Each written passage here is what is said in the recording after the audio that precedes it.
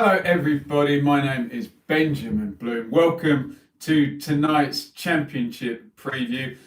This has become a live stream because it is 6:52 and I sat on the M1 for 2 hours earlier. I did plan to do this as a straight preview video, but if anybody is around and wants to join me in the feed, we will go through tonight's 6 games. It's a 3-game week, so it's just easier for me to do half and half, one on the Tuesday, one on the Wednesday, and I will sit down at 8 o'clock and watch Reading versus Leeds, and we'll do a review of that. We should, for the first time, have the novelty of actually knowing what the teams are other than the Leeds-Reading game, but if we go 7 minutes on this stream, we will know what the Leeds and Reading teams are. So I will go as I had planned. Hi, Zach, in the feed. Hi, Paraplegic Sloth. Stoke out the bottom 3 maybe tonight for him. Big Stoke fan.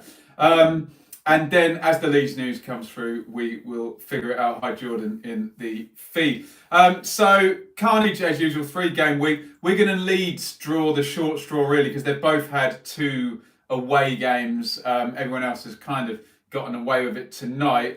Fulham, Huddersfield, and Luton double home games. Also, Fulham played on the Friday night as well.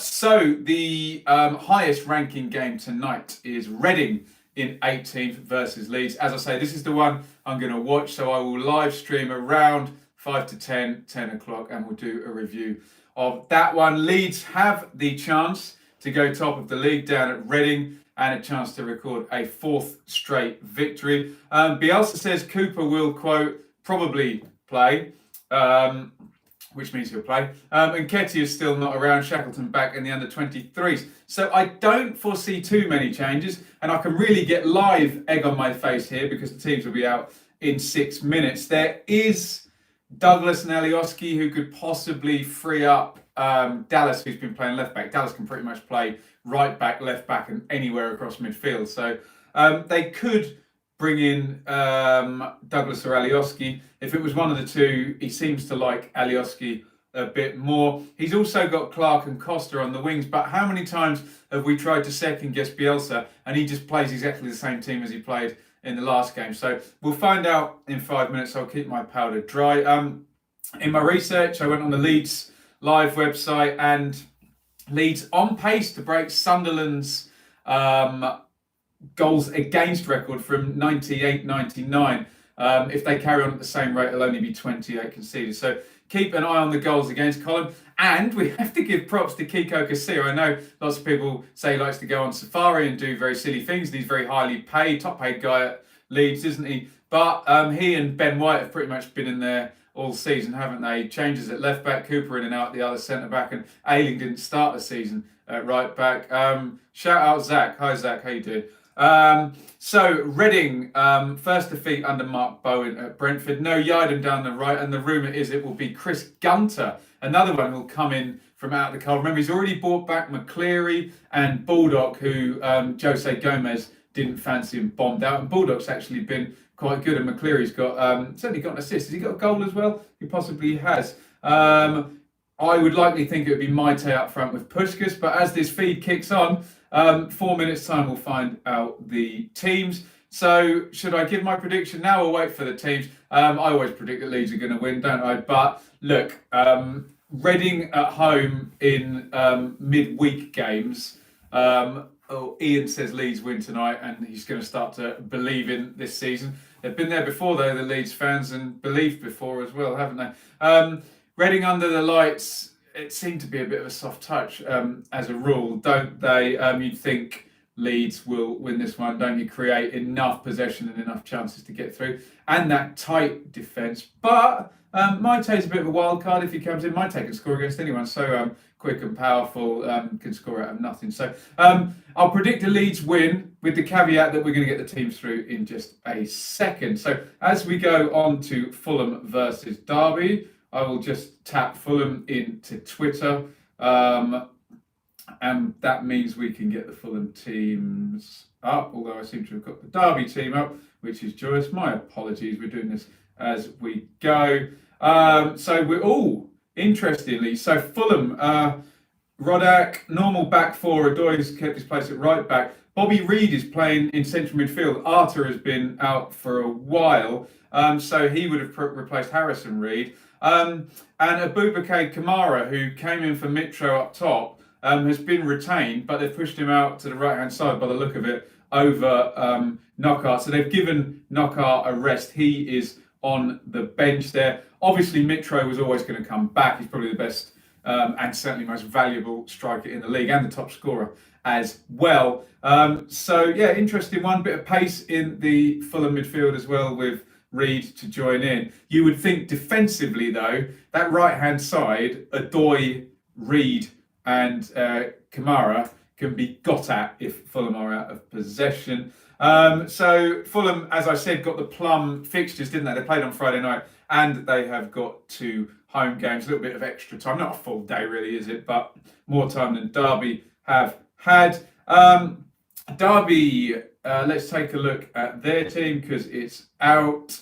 And they do that thing where they do them in number order. So let's figure this out. Roos in goal, Davis, Bogle, Max Lowe, and Craig Forsyth back. He's been out for an eternity, hasn't he? Up the top, I guess Bielik is then sitting with Evans, Waghorn, Lawrence, and Dwayne Holmes off Chris Martin. So still no place for Kieran Dowell in there. Still no place for Jack Marriott in there. They've got Jamie Patterson. It's got a lot of options for that front four, but can't seem to quite find the right configuration. Derby's away record's awful, isn't it? 8 without a win, 5 defeats in the last 7. Fulham have gone back up to 4th. So let's be highly predictable. And again, in a similar vein to Leeds, Fulham to keep enough possession, create enough chances. Zach says, I have to say that Norwich are going to beat Arsenal. I can't say that. I'm an Ipswich fan, can I? Charam says, Derby squad is the weakest it's been in a few years. Steve says, Pep Clotet is a weasel. Yeah, some interesting quotes from Gary Monk. I'm sure we will get on to that as the week goes on with our content. If anyone give me a heads up when the Leeds and Reading teams get announced, then that would be great, because I'm going to go on to Huddersfield versus Swansea. So this is 6th from top, Swansea visiting 6th from bottom. Swansea losing at home to Millwall on Saturday, and despite those recent back-to-back wins, the general trend is down. It's 3 victories in 12 games. Let's see what Steve Cooper has gone for. Now, remember, Cooper made a load of changes in a 3-game week before, didn't he? And dropped points at Barnsley, and it looked like a bit of a mess up there. Let's have a look here. So, he has made changes again. So Fulton's come back in, so he'll presumably be with Grimes in central midfield. Roberts has also come in. Van der Horn, Wilmot. Remember, Rodden is out. Bidwell. So Borja Baston has come in, so he'll play up front, which means Ayew goes back into the line of 3 behind, and Pettersson is playing as well. So that looks like about 4 changes, doesn't it? So they have really rung the changes again. I've just got a notification saying the Leeds team's come up, but we'll just look at the Huddersfield team first. Huddersfield only 1 point in the last 2, bit of a drop off. They've used Pritchard in that 10 position with willing people around him. Can the Cowleys be the ones to get a tune out of Pritchard where others have failed? Let's have a look here at this Huddersfield team. Kashunga, Grant, Pritchard, Campbell looks like the normal front 4 with O'Brien and Chalobah presumably sitting in. Forgive me, I've never seen Stankovic play before, so I don't know where he plays. I assume, oh no, Hogg will sit, won't he? So I assume Stankovic is, that looks quite attacking then if they've got O'Brien. Oh, no, Chalobah won't be far forward. I'll be interested to see what actual system that is, whether they're using a 4-3-3 tonight, because I can't quite figure that out just based on a lot of pictures of players' faces. Let's have a look at this one. I don't think Swansea are going to win tonight. They've made some changes. They're away from home. It's a 3-game week. Huddersfield, they're tricky under the Cowleys. Let's go for a draw, which will help neither team. So Mr. E says 2 changes for Reading, Gunter and Maite for Yidam and the injured Bulldog. So if you rewatch this feed, I completely predicted the Reading team correctly. Let's see if Bielsa has done his normal of changing nothing. Cham says Pritchard is a wasted talent. If we've still got the Norwich fan, I'd be interested to hear what he's got to say about Pritchard. Huge signing, and then James Maddison came on and was frankly better than him. Cooper in for Berardi is the only change there for Leeds. So Bielsa bringing his captain. Shackleton for Gotts on the bench, says YNDW.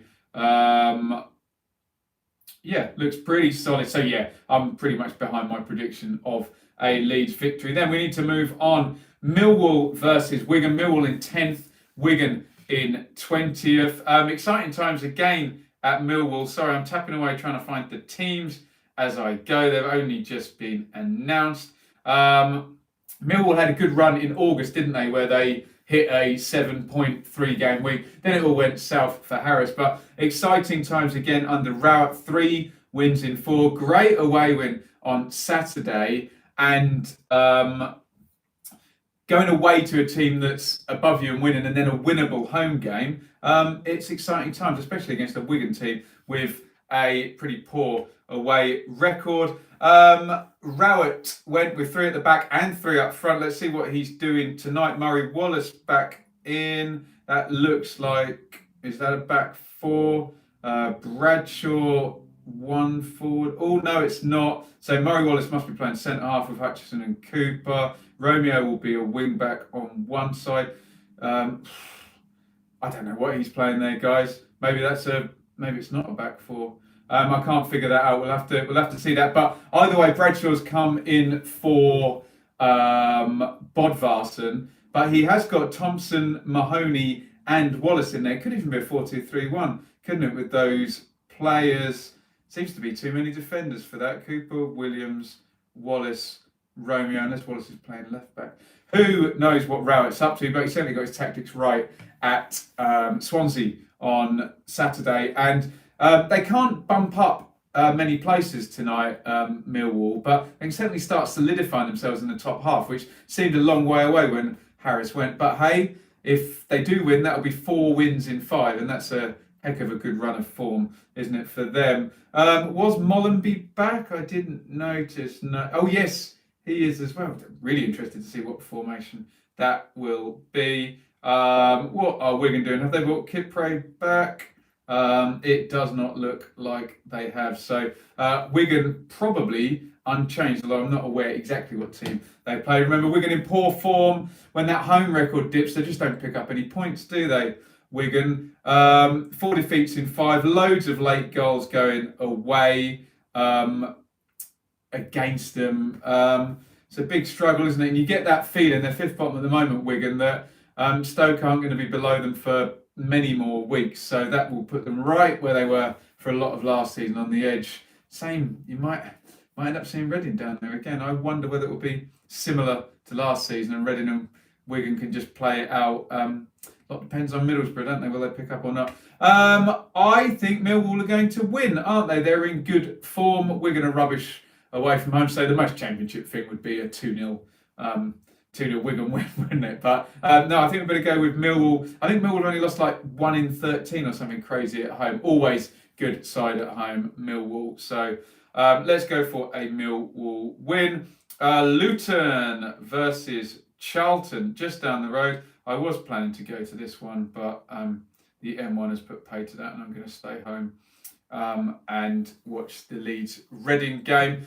So it's last season's League One champions against last season's League One playoff winners. Charlton have been struggling for form since their mega start. They did set the bar very, very high, didn't they? But injuries not helping them. We will have a quick look and get their team up.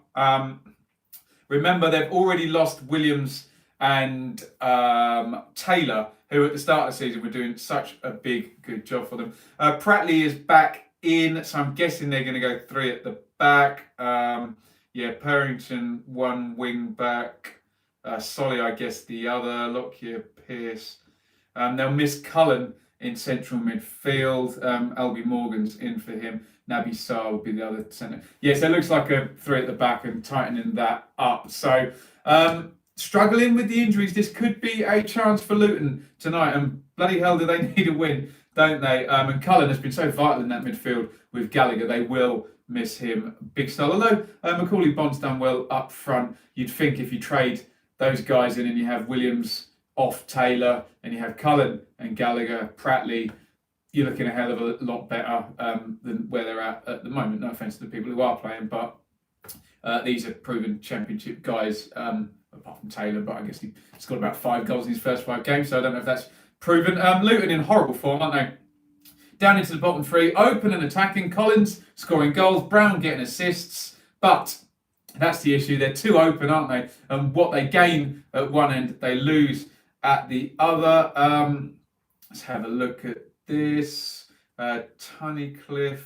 Oh, Shinny's going to start. So Cornick and Collins up top, Brown off them. Yeah, normal, what we expect from Leeds. Animation says Luton play some nice football. Yes, they do. They really do, but they are very, very open, very quick in transition. But yeah, it's difficult, isn't it? Normally we see one or other of Craney or Butterfield or someone with that championship experience. Not in there tonight. I suppose James Bree has some.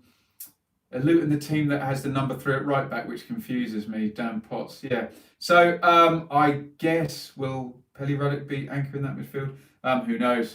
We'll see. Super Leeds says, yeah, Cooper is starting. Only change for Leeds there. Look, I'm going to predict a Luton win here. I know that that Luton are in really bad form, but I just think, given that it's Kenilworth Road, given that it's under the lights, given that you've got Brown and Cornick and Collins there, and that Charlton team is under strength, I'm going to go for a far out. I'm going to go for a Luton win. Finally, Cardiff in 16th versus Stoke in 23rd. This is the battle of the failing parachute teams, isn't it? Cardiff year 1 parachute, Stoke year 2. They should be way higher than 16th and 23rd. Let's take a look at the Cardiff team. Has he gone 4-4-2? No, he hasn't. I thought Neil Harris is going to go 4-4-2 sooner rather than later. Let's have a look at this. So Peltier, Nelson, Flint, Bennett is the standard back 4. That looks pretty unchanged, doesn't it? Pack and Bakuna sitting. Mendes, Lang, Hoylett, and Tomlin starts. So Tomlin starts looks like the only change with Gary Medine. Mr. Dorr has just appeared in the feed. I will be at QPR Forest with Mr. Dorr tomorrow night, sitting with the Forest fans. Goodness me. Can I take it? We will see what happens there. So Harris is not 4-4-2 yet, but Cardiff just not managing to get going. He'll be pleased with that draw at the weekend, won't he? But still no rules and still no Bamber, although I think Bamber played under 23s. Let's have a look at this Stoke team. Butland, Carter Vickers, Bart, Martin Zindi, Ward, Ince, Badu, Woods, who's come in from the cold, Allen, Clucas, Lee Gregory. So, yeah, very 4-5-1 stroke 4-3-3 looking there. Carter, Vickers, Badu and Clucas are all the changes coming in. Prediction for this one. Oh, Stoke have won 2 on the trot. They're not going to go to Cardiff and win, though, are they? Are they? Cardiff. I think for all Cardiff have been bad this season. I don't think have they been beaten at home. I think they've got a good home record, haven't they? So let's. Do you know what? Let's go for a Cardiff home win. Let's back Neil Harris. I'll probably be completely wrong, as I often am. So that is tonight's 6 games. I would love anybody in the feed now to join me at about 10 o'clock for a review of Leeds versus Reading.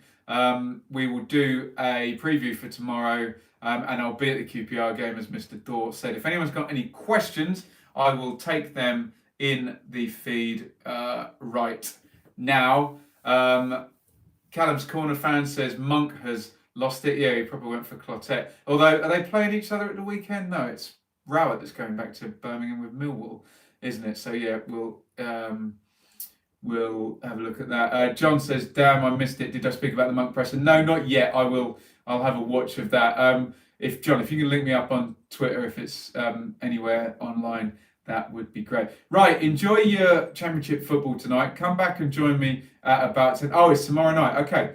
So, yeah, he's hyping that up. Animation asks, where would Ireland finish in the Championship? With Mick McCarthy as manager. Oh, dear. 12th. Mick will always get you a good solid 12th, won't he? As I know, as an Ipswich fan. But I suppose, no, he'd still have David McGoldrick and Conor Hourihane. No. With Mick McCarthy managing Ireland, they'd finish 8th. Callum says, look at Babbing's Twitter. I will have a look. I'll research it before I talk about it. Right, everyone, enjoy the evening's football. I will be back on here at the end of the Leeds game, so looking about 10 o'clock to do a review of that. Thank you for watching. Over and out. See you all soon, hopefully later on tonight.